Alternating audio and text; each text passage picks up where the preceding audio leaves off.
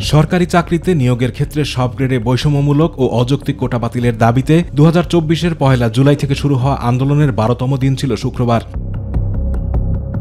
কিন্তু ছুটির দিনেও আন্দোলন চালিয়ে যান শিক্ষার্থীরা। পূর্ব ঘোষিত কর্মসূচি অনুযায়ী এদিন সারা দেশে বিক্ষোভ মিছিল ও সমাবেশ করেন আন্দোলনকারীরা।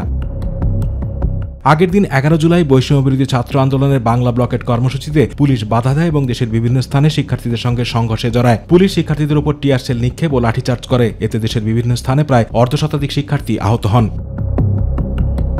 পুলিশের এই হামলার প্রতিবাদে বিকেল 5টার দিকে শিক্ষার্থীরা বিক্ষোভ মিছিল নিয়ে শাহবাগে অবস্থান নেন। সন্ধ্যা 6:45টার দিকে মিছিল নিয়ে তাদের সঙ্গে যোগ দেন ঢাকা কলেজের শিক্ষার্থীরা। শাহবাগে প্রায় সোয়া 1 ঘণ্টা সড়ক অবরোধ করে রাখেন আন্দোলনকারীরা।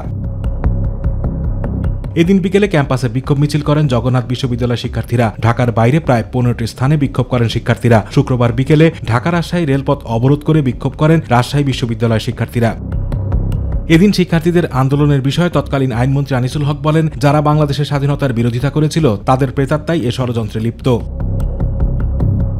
এছাড়া শিক্ষার্থীদের কোটা বিরোধী আন্দোলনে মুক্তিযুদ্ধের চেতনা ও স্বাধীনতা বিরোধী অপশক্তি ভর করেছে বলে মন্তব্য করেন আওয়ামী লীগের সাধারণ সম্পাদক ওবায়দুল কাদের। আর তৎকালীন ডিএমপি কমিশনার হাবিবুর রহমান বলেন, আদালতের প্রতি সবার আস্থা ও শ্রদ্ধা সম্মান থাকা উচিত। কোটা আন্দোলনের নামে কেউ আইন শৃঙ্খলা ভঙ্গ করলে আইন অনুযায়ী ব্যবস্থা নেওয়া হবে।